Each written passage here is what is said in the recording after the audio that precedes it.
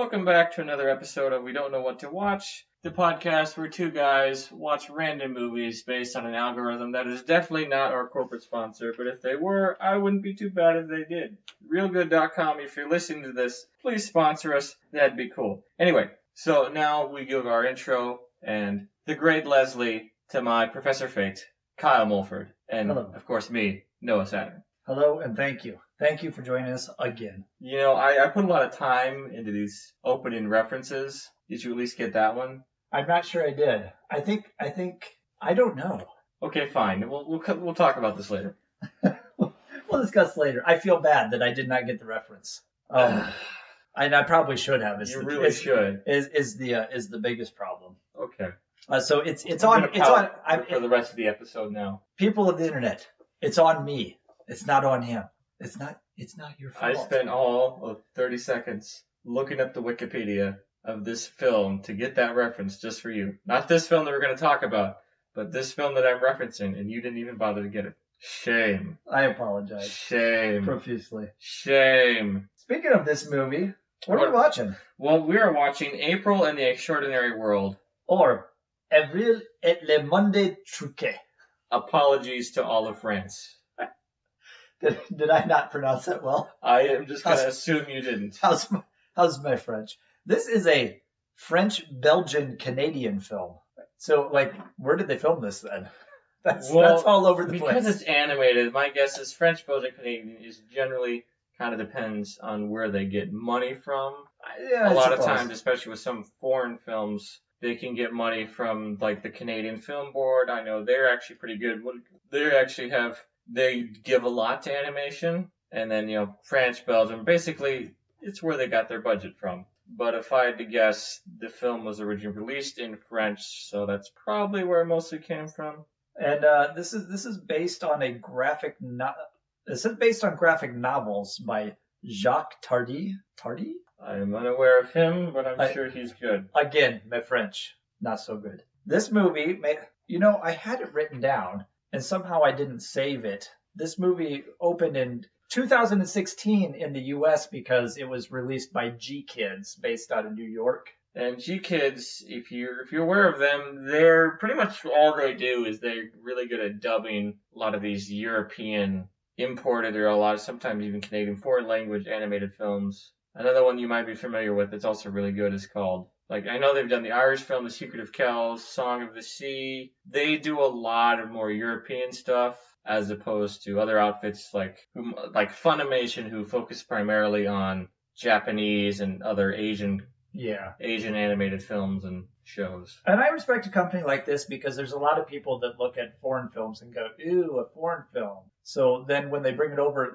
it's harder to take a live action movie and redub it. It's just going to look terrible. But an animated movie, it's a lot easier to redub that into English for people who don't want to read movies. And again, we've said this before, just read a movie. There are subtitles don't bother me. You're missing out on a lot. There are good foreign movies out there. But this was released in the U.S. in sometime in 2016, and it only made 295,000 domestic gross, which is a shame because it was a pretty good movie. Yeah, it's a solid movie, but I'm sure it's kind of nice about spoilers. Streaming services. I mean, this movie's going to be around for a while. It's not tied to any particular era, so it doesn't really feel that dated in any way. Yeah, and it's an alternate history kind of movie anyway. So this was directed by it had two directorial credits, Christian Desmarais and Frank Ekinci. Now we're getting into all this more French names, and it's gonna be getting even better. And I'm slaughtering them,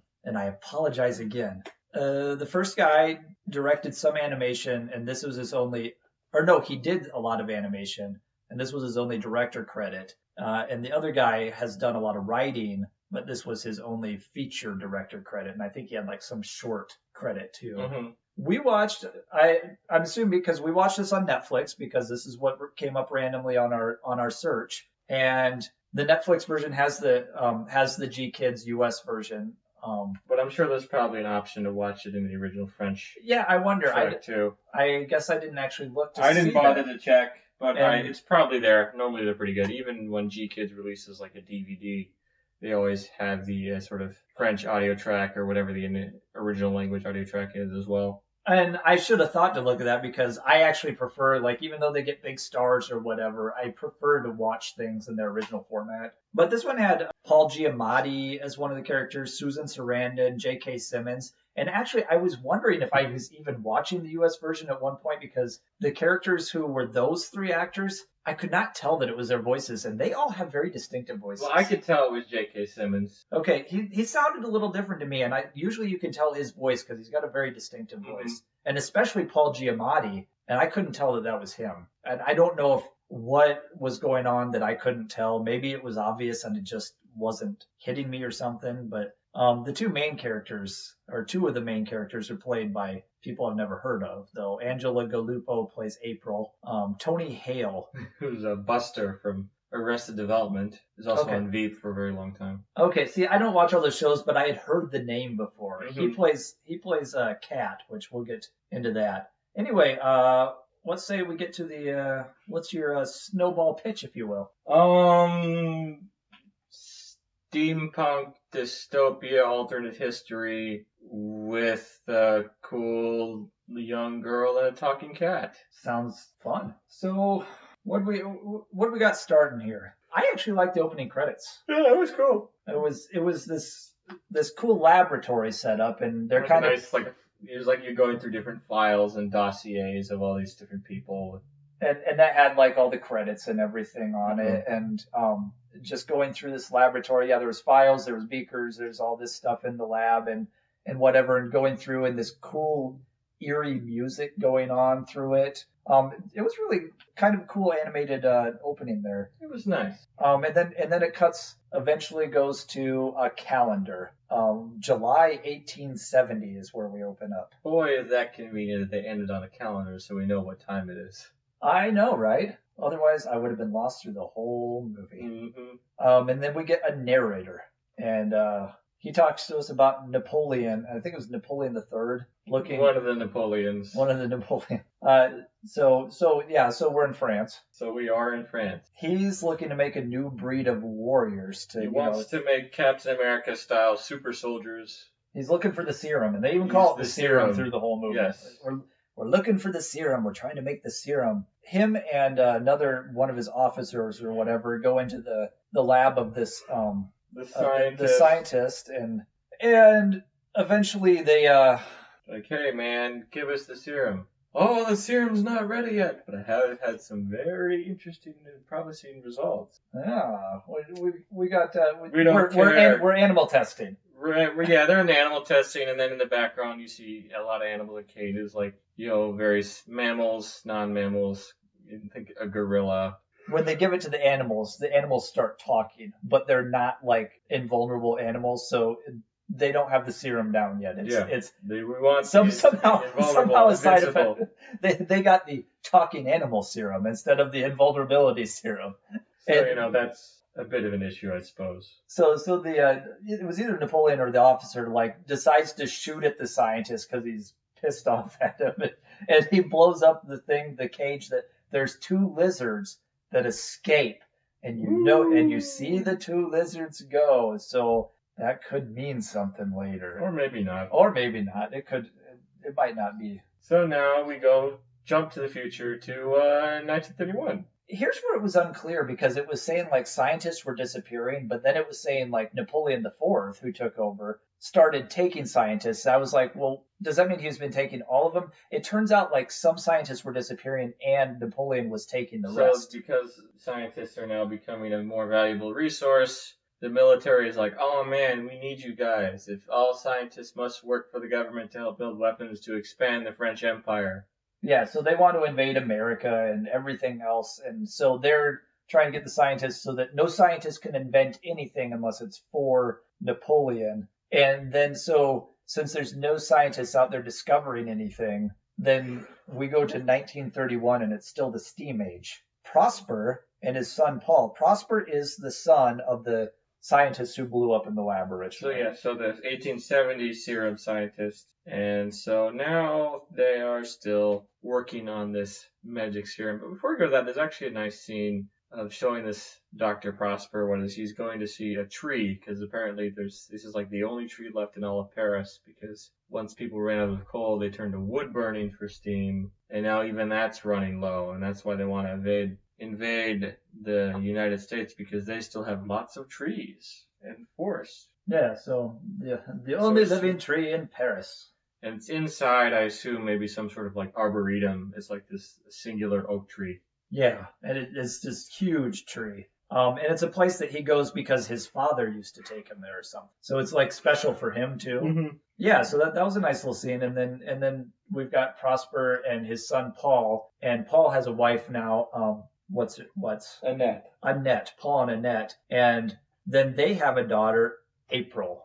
The titular April. And April has a talking cat named Darwin, because of course his name would be Darwin. Yes. So do they know about, he was like a scientist, so do they know about Darwin, or was he kidnapped too? I assume that he was they experimented on the cat, he just started talking. So, as you do. Although I don't know when Darwin was around. Was it before 1870? When was Darwin around? I was just saying, would they even know who Darwin is if they're stealing all the scientists? I don't think it's the same cat. I think it's just something Prosper, who goes by Pops with his family. They think they have the right serum. So then they walk back, and now if you're a scientist, you have to be quiet and work in secret, unless you want to be taken by the government. Yeah. But oh no. The Keystone Cops come in. There's We get some Keystone Cops in this movie. Keystone Cops in this movie, but at the same time, they're being watched by Inspector Pizzoni, the most Italian French man, I think, Italian last name a Frenchman has ever had. For a while there, I thought they weren't in France anymore because it was Pizzoni going after them.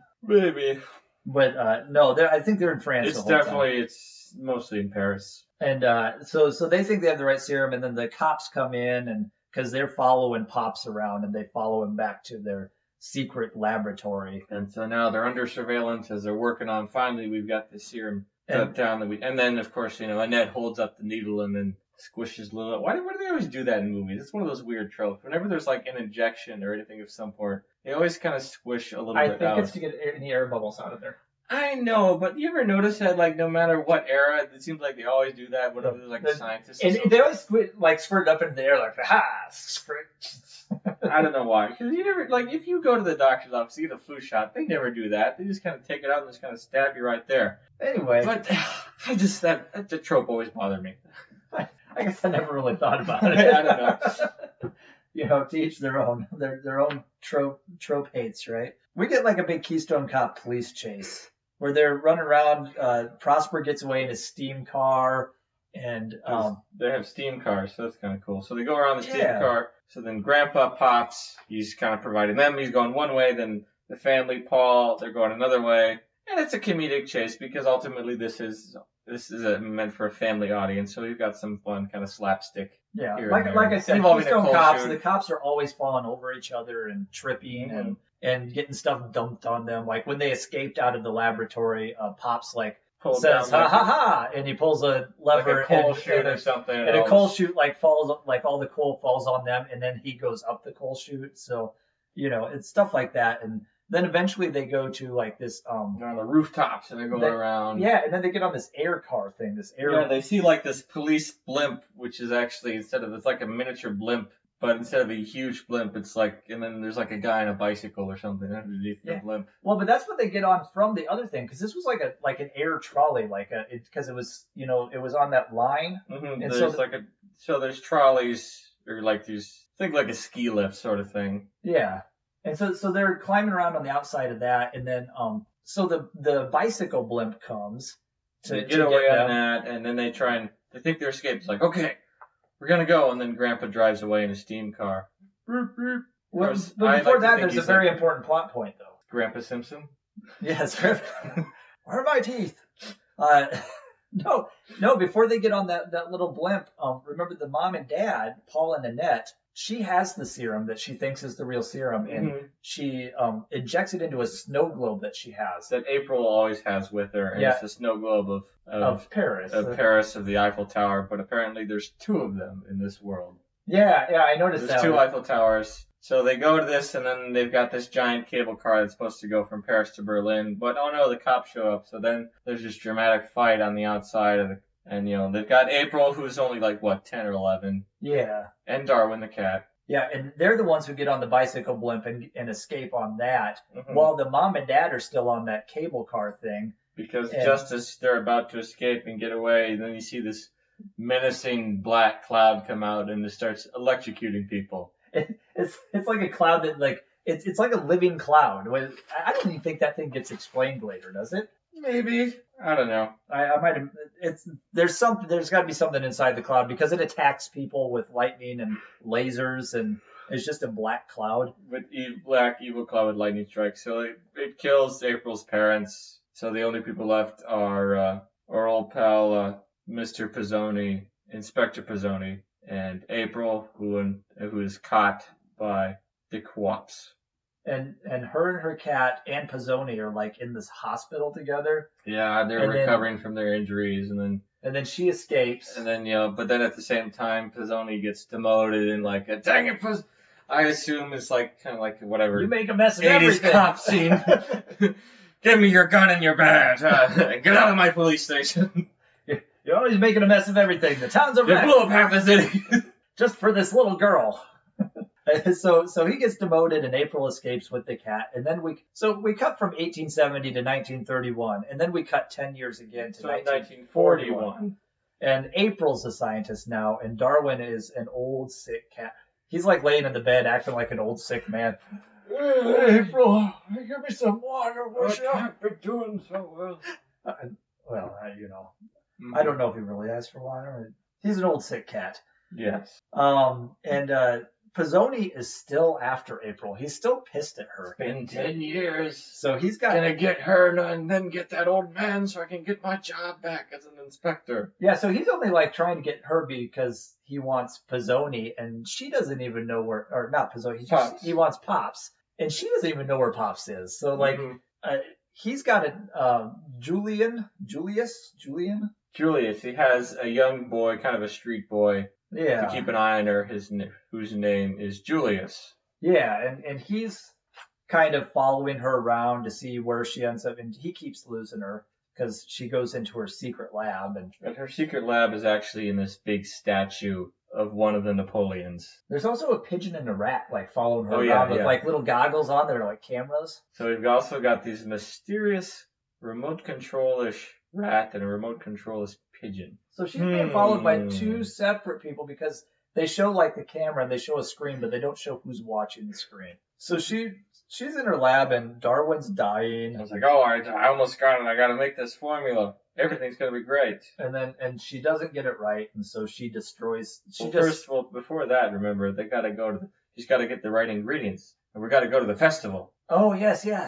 They got to go to the festival. So they go to the festival, and then there's like this science show called The Magic of Chemistry, which I like to imagine is some sort of like their equivalent of like this Bill Nye type guy, type person who does like explosions when I combine these two chemicals, and he's wearing like a wizard hat. Bill Nye, this steam engine guy. Yeah, he's just a traveling sideshow like science. He's a traveling sideshow scientist. So like you would think that like Maybe doing he's something like more interesting. he's got his name out there. Like how is he not getting arrested? Maybe it's because he's just more of a magician than a real scientist. Yeah, he's kind of a hack.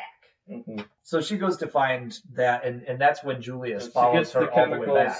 And then she realizes, oh no, we're being caught by the scientists. So she grabs Darwin, the very sick cat, and then she goes over to, and then she's kind of running away. Cops are after her for whatever reason. And then she runs into Julius, and he's like, oh no. And then Julius just kind of lays a big kiss on her so then the cops don't notice. Always with the kissing scene, dude. Always People with the kissing. don't ever, if you're chasing someone down, always check out the people kissing. Always check out the people kissing. It always seems so. Because it's always the guy you're chasing. It's always the person. Gotta be it, man. And so they're at the lab, and I thought the lab got destroyed before that. No, so I've got a bit of a confession. I watched this movie this morning, as of this recording. So, okay. So you might have it fresher in your mind. So it goes like this. She's like, oh, leave me alone. And he's like, okay, keeps following her. And then she goes back to the lab and then starts perfecting the formula, gets everything together, and is about ready to give it to Darwin. And then, of course, She gives it to Darwin.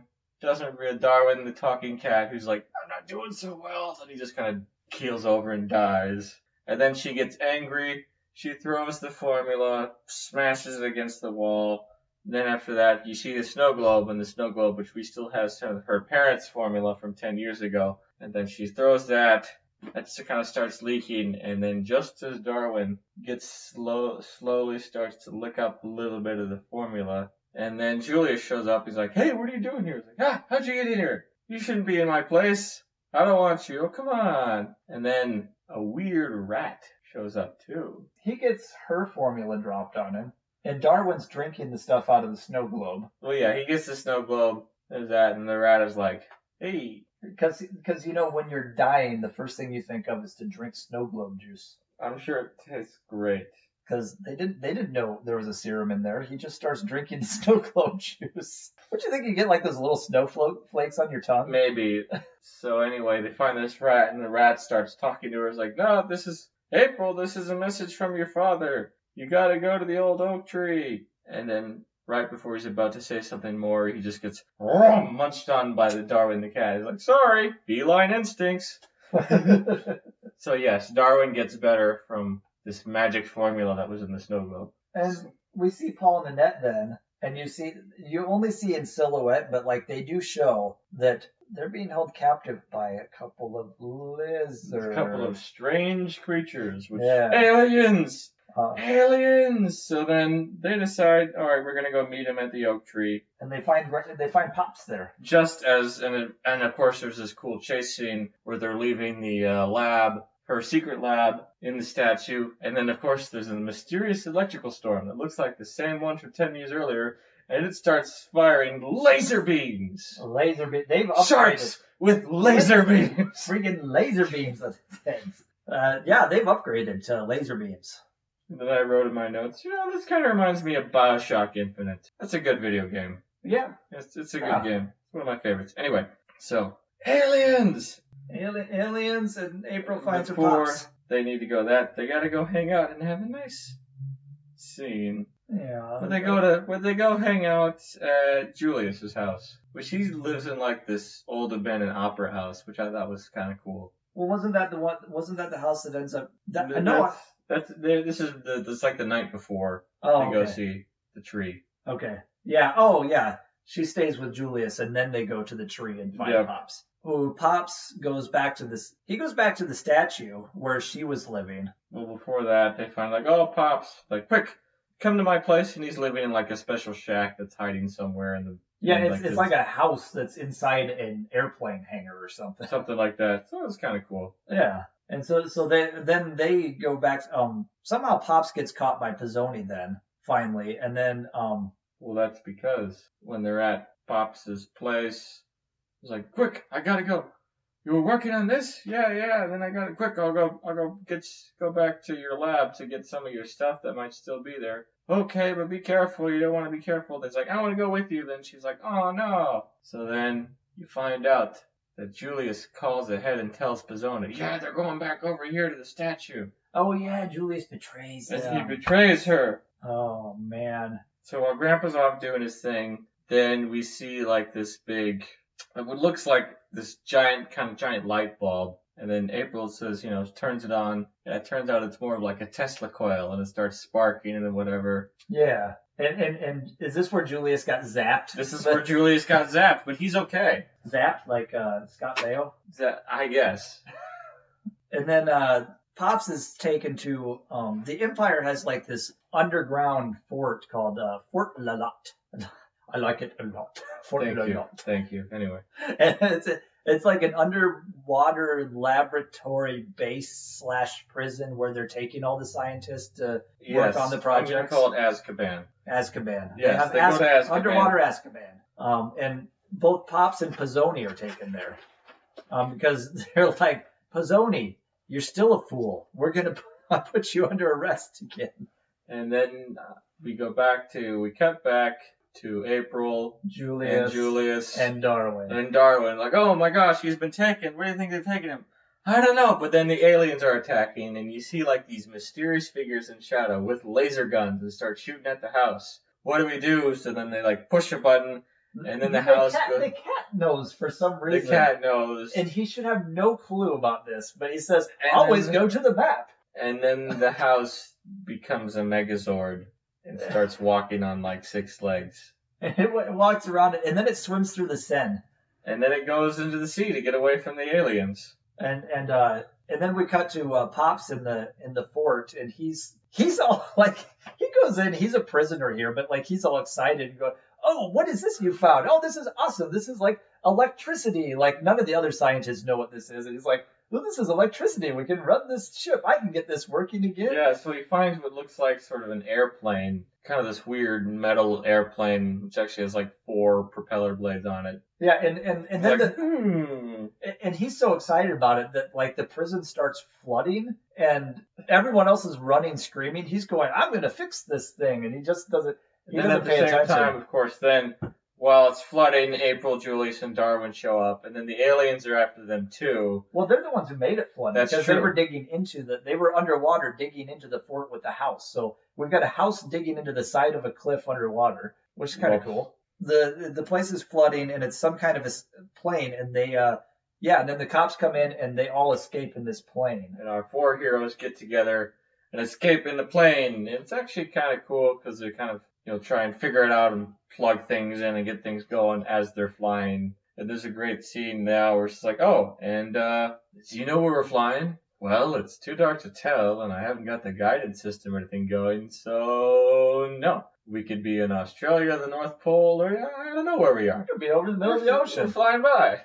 You want to land? No, we could be over the ocean. So, well, he says something about, well, we won't know that until I get the guidance system working again. So I guess we're just flying blind over who knows where. And that was funny. Yeah, that was a fun little scene. But then Pizzoni was on board the whole time. He snuck Surprise! on, and he sabotages the plane, so it starts crashing. But before that, we finally learned. The He gets bad the guys. guidance system going. We finally learned who the real enemies are. Turns out that all the scientists have been taken by lizard people. Yes, well, half the scientists, because half of them have been taken by the French and government. And, All but yeah, all the missing other ones, scientists. yeah, all the missing scientists were taken by lizard people. And So I wonder this who nice- those lizards could be. There's this nice instructional video where the lizard people tell them, yeah, come join us. We will provide for everything, and you help work on our great big project, and everything's going to be cool because we're going to work together, and things are going to be great.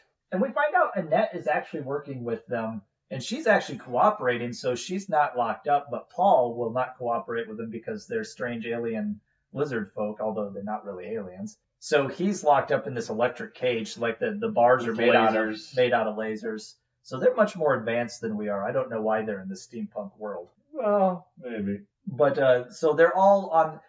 The lizards take control of the plane to try and bring them in, but since Pizzoni had sabotaged it, it crashes instead. It crashes instead in the middle of this kind of underground jungle. Yeah, and then so they're wandering around, don't know where they're at, and then they get separated, and Julius and April end up finding other lizard people and scientists working on So they got to something. kind of sneak their way around to try and find her parents. And then they do As well as then they, Pops is stuck with Pizzoni, and then they're then they Whatever, trying then to they find do the stuff. whole the whole costume change where they steal people's clothes. they go, One of those like, hello, scientist. Have hello, you- fellow scientists. We have been working here the entire time. Wink, wink. Do you know where such and such are? Where are Paul and Annette? And this particular scientist also happens to be Italian, so at least there's it's like Bobbity Bo or something like that. I don't know. Let's go have a pizza. Wait a minute, you guys don't look like a real scientist. Then they get So he yells at one of the alien lizard guys. men, and the lizard men start going after him, and then we're able to get the upper hand of the lizard men, thanks to Darwin going up, because all the lizard men have like these weird, like they have lizard heads with like metal suits around them. Well, and then we get something that comes to like one of my favorite lines in the movie, which is in the background, is the lizard man shoots at Julius and April, and he hits a power core or something, and it like sends a chain reaction. So wherever they're at, like they're in this underground place, it takes out the entire power grid, and everything starts slowly shutting off. And then it gets to the main area where the 2 main lizards are, and there's a bunch of other lizard people around there, which are their kids. So like they just name their kids like 156 and 246. So like they just have give them whatever numbers. number. But as that's going down, you hear in the background a lizard go, "Oh no, I didn't press save." So I guess they have computers. I didn't even think of that. Well, they've got lasers, so Maybe. so they must have computers too. I just thought Well, that was a great little line. one of my favorite lizard lines is so they get this other lizard guy and they kind of hold him over the edge by his metal suit. And just like, "Ah, no, I have vertigo." Like, okay, well, this lizard has vertigo. They're animals. They can get vertigo. They can get vertigo. That's just most lizards. We don't know if they have vertigo because they can't tell us. These guys can't. So he's like, "Okay, I know where your parents are. They're in the holding pen. We'll take him. You just gotta follow the blue lights." So then they're off to go try and find his parents. Yeah, but then we cut to Paul and Pops and Pizzoni, who are all in the same jail cell. And since all the power went down, they got out of jail, so they're not going to be around when she gets there. Woohoo! And then April's going through the jungle with Julius, and she finds her mom, and she's all happy. But then the mom has been working for the bad guys. And she takes April to the lizards. Not the lizards. And they see somehow they get to a point where they find out that because Darwin is better, and her mom says our serum never worked. Because I was like, all right, fine. She thought it was from the snow globe. The lizards want the serum, and April's like, fine, I'll give you the snow globe as serum. What? I put that was from 10 years ago. We've been working with that serum. It hasn't worked. The real serum that worked was the one you made in your lab. Yeah, because she thought it was the snow globe that Darwin drank. She thought that was, and then they said, "Oh, you see this rat? Your serum was dropped on this rat, the same serum that was also dropped on Darwin." And that's how they're like, better. "Oh, it was yours all along." Woo! And so the cat earlier says something about being like quick like a ninja or something, and I love because the lizard shoots him right in the chest. And he falls over dead. I'm gonna live forever. I'm a cat ninja. And then he falls over dead, and he's on the ground. And then all of a sudden he starts getting better, and like it's healing up. He jumps up and goes, "Cat ninja!" That was another great line. Cat ninja. So we find out the lizard's plan is actually a pretty good plan. Yeah. For blowing up a rocket plan. Lizards got this rocket covered in vines. Yeah. And they want April to use the formula so then all these plant life and stuff can be immortal and live forever in the vacuum of space. So that way, when they shoot the rocket up into deep space, the rocket will then blow up to disseminate all the spores from the plants, and then the spores can grow on other planets. Yeah, and then they can create life on all the other planets because these spores will never die. So that's a noble plan. Except the two main lizards do actually have names: Shemaine and Rodrigue. Yes. And Rodrigue is actually an evil lizard, and Shemaine doesn't know that, and he says, was he evil you could tell from his scar? Yes. So now, as being forced to either make this or to watch everyone die, April chooses to make the formula once more, so that way you can have the ultimate serum for the plants and stuff. Yeah, and he takes it and says, I want this for myself, and he drinks it, and he's like, now I'm just going to blow up the rocket over the earth and kill everyone. So then the lizard men will rise. Yeah, because they're all underground, so he'll kill everyone like above ground, and then they'll rise up and take over the earth. They do that, and then they get in a fight, and then they're pew pew pew, lasers there everywhere. Was a firefight. Exactly. and all the kids are going, "I want to be with mom, pew pew pew." And the other kids are, "I want to be with dad, pew pew pew pew pew." And they're all shooting each other, and the scientists are going, "Ah," and running around, and so then Rodrigue, big fight. He goes, you puny humans! I don't need either you Shemaine or whatever her name is." Yeah, and he gets shot, and he goes, "I drank her serum. You can't kill me." And then he's like, wait a minute. Well, no, because Julia says. Remember, he establishes earlier that he does sleight of hand stuff. Pickpocket. So think of him like a character from like Artful Dodger from from Oliver Twist or whatever. Yeah. So he's like, "Aha! I pulled the old switcheroo. You drank a vial of water. H2O. No." And then he realizes he's dying. And then he dies. So maybe by the power of thought, he could have stayed alive if he just thought, I guess. Power of positive thinking. Maybe it's the placebo effect. Does the placebo effect work for gunshot wounds? I assume it does. Laser shot wounds. I'm not a laserologist, so I can't tell you, but I think it does. I'm going to assume so until I'm told otherwise. And by I'm an still actual going to assume scientist. so either. Right. Until I'm actually proven wrong. And then I will keep believing in my blissful ignorance.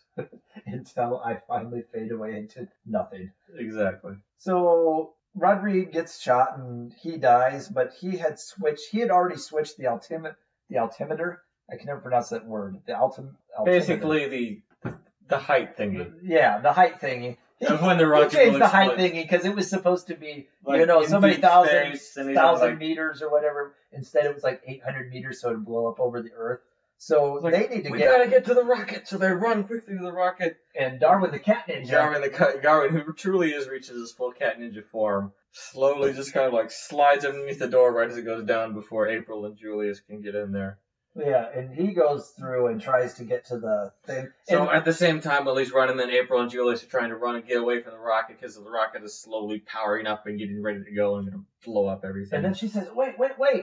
We might as well make this good thing. And she takes the vial of the actual serum she made and throws it at the vines, and they all bloom. The vines bloom, and then maybe the mission can't actually succeed because it's not that bad of a mission if you don't kill everybody. And I like that in the rocket, when he's like trying to change the height on the altimeter, there's a skull sign on there. I'm going, it's an altimeter. Like, why would that be on there? Like, I guess because it was programmed by an evil person. Maybe.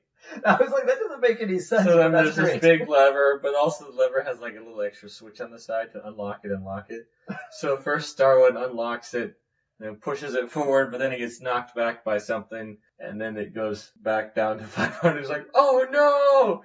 So he pushes it forward again and then locks it, so it's okay. And then the rocket takes off with Darwin still in it, and but of course you find out that they were under the Eiffel Towers the whole time, and now there's only one Eiffel Tower. So...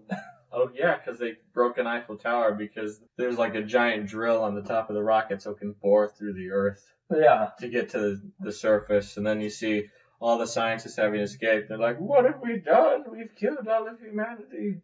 But no, Darwin got the altimeter back up. And then the rocket goes off into space. And blows up. And then we cut to an apartment and we're just on a TV.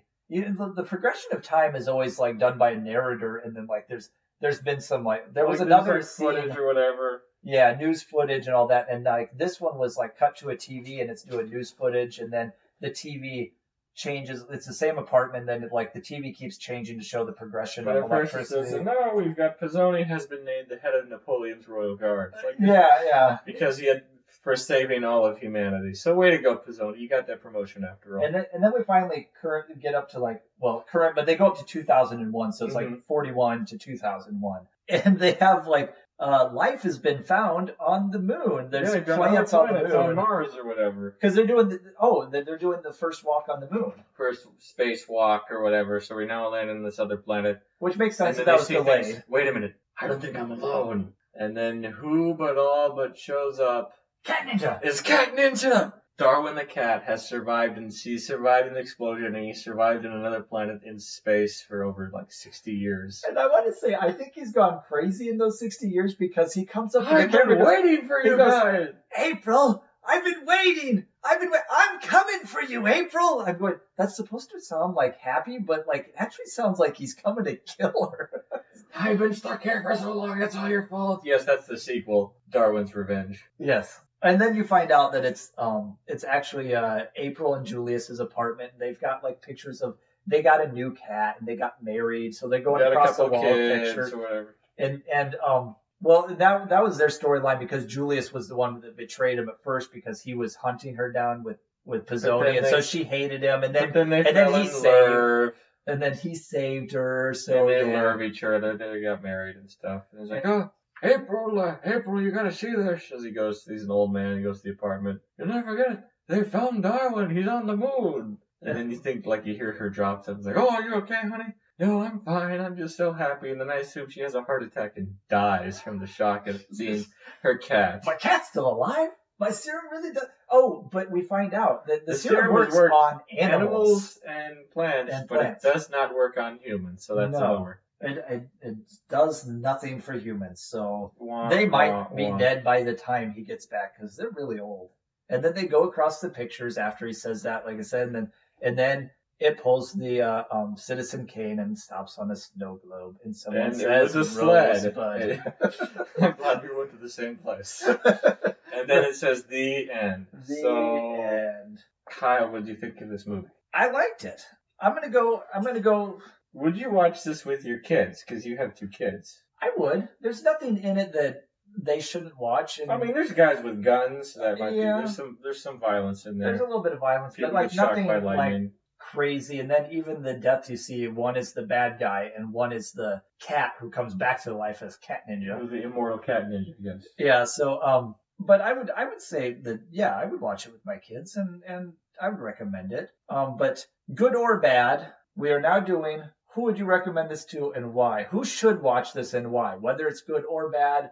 We want to end on a positive note. Who should watch this and why? I mean, I would recommend this to fans of animation or students of animation or anyone who likes a good animated movie or people who like steampunk because Yeah. the animation is very well done.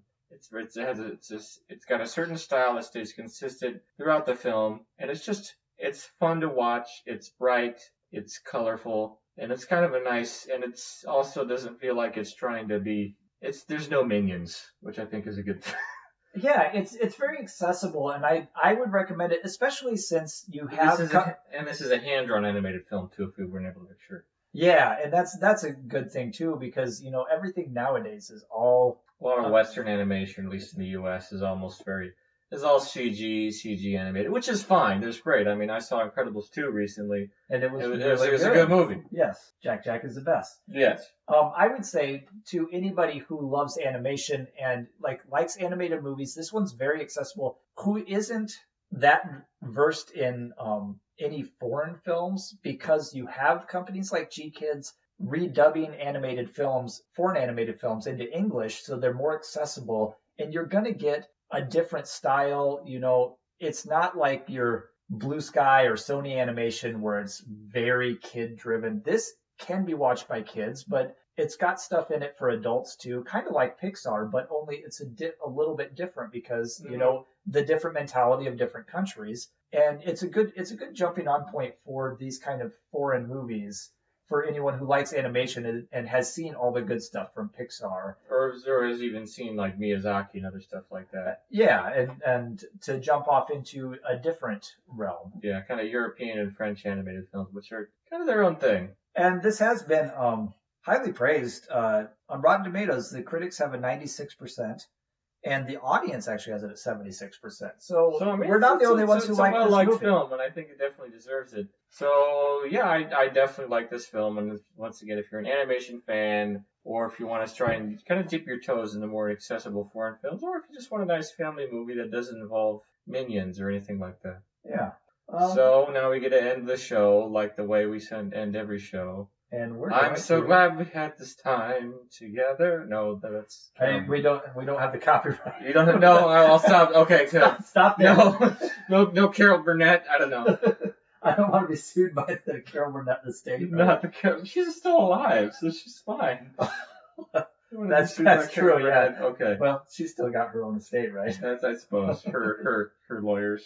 All right, we need.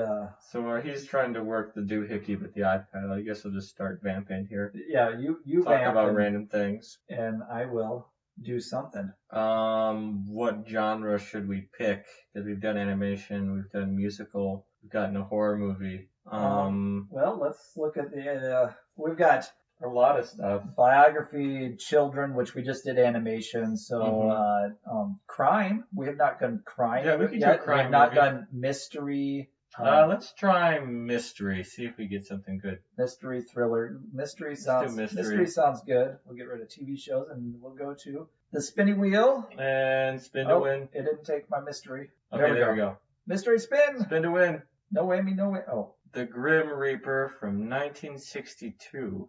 Near the Tiber River in a Roman park, a prostitute was killed. The police track down people that were inside the park during that night. They were questioned and have to explain why they were there. One of them is the killer.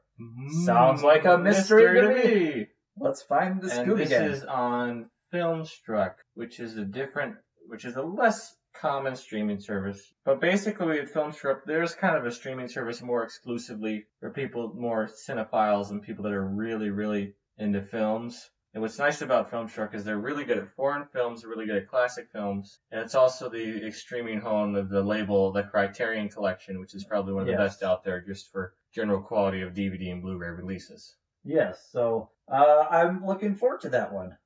This should be fun. So next time we will talk about the Grim Reaper. So until next time, Cat Ninja! Cat Ninja!